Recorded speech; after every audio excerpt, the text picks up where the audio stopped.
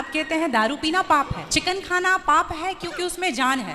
दारू में ऐसी कौन सी चीज मिली होती है कि उसको पीने से पाप हो जाता? अगर आप पी के कुछ गलत कर रहे हैं तो फिर गलत है क्यों? और अगर दारू में नशा चुकी होता है, अगर वो पाप है, तो फिर तो पुड़िया खाना, सिगरेट पीना, सारी चीजें पाप में आ जाएंगी। पाप अलग विषय है, अभी मैं समझा देता हूँ आपको। जब हमारा देश गुलाम था जी, तो एक अंग्रेज ने एक पंडित जी की कनपटी पे बंदूक रखी और अंग्रेज ने कहा, ये पंडित जी यहाँ आओ, तुम बड़े पुजारी हो? हाँ पुजारी हैं। हिंदू हो? हाँ। आज मैं तुम्हें गोली मारूंगा।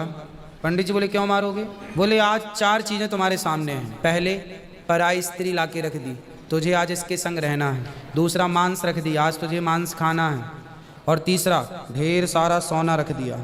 इतना सोना तो रोज भीख मांगता है ना, ले जा सोना। और चौथी, दारू रख दी, शराब। इन चारों में एक चीज तुझे लेनी पड़ेगी। बोल क्या लेता है? पंडित जी बोले, पराई औरत तो मैं नहीं देख सकता, मार दो गोली मुझे, पर मैं पराई स्त्री के, मेरी माँ बहन, मेरे संस्कार ऐसे हैं कि ये मेरी माँ बहन और बेटी है, ये मैं मर जाऊंगा पर चरित्र में दाग नहीं लगने दूंगा, तो ये स्त्री तो मैं नहीं ले सकता।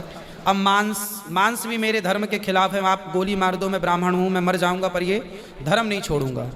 और रहा ये सोना भी नहीं लूंगा, क्योंकि मैं भीख इसलिए बेईमानी करता तो भीख क्यों मांगता? मैं ईमानदारी से भीख मांग के खा सकता हूँ, बेईमानी का करोड़ों नहीं ले सकता, इसलिए सोना भी नहीं लूंगा। पंडित जी को लगा ये तो पानी है, दारू शराब ये तो पानी है। पंडित जी को बेचारों को पता नहीं था कि दारू का क्या मजा है। अब उनको लगा ये पानी है, पिएंगे निकल जाएगी।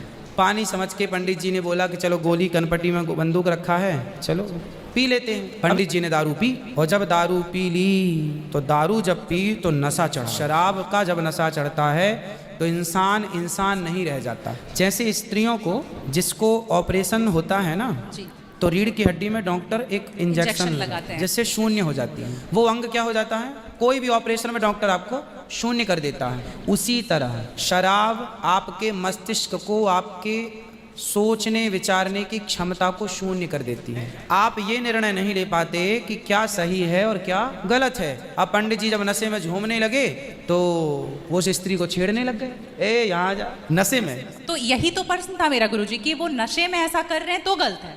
अगर जो बोलते हैं हम जेंटलमैन पैक पीते हैं, हम 2 पैक पीते हैं या 3 अच्छा ये बताओ, नशे में करने लगे तो गए, वो नशा आया कहाँ से?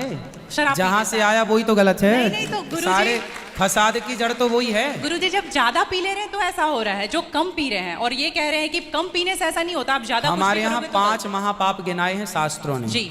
5 महापाप, उनमें से एक शराब है। शराब है, हाँ। शराब को महापाप इसलिए कहा गया है, ये बुद्धि भ्रष्ट, शराब पीने वाली की बुद्धि सात्विक नहीं हो सकती। आप शराब पीजिए, आप शराब पीने वाला व्यक्ति आध्यात्मिक नहीं हो सकता।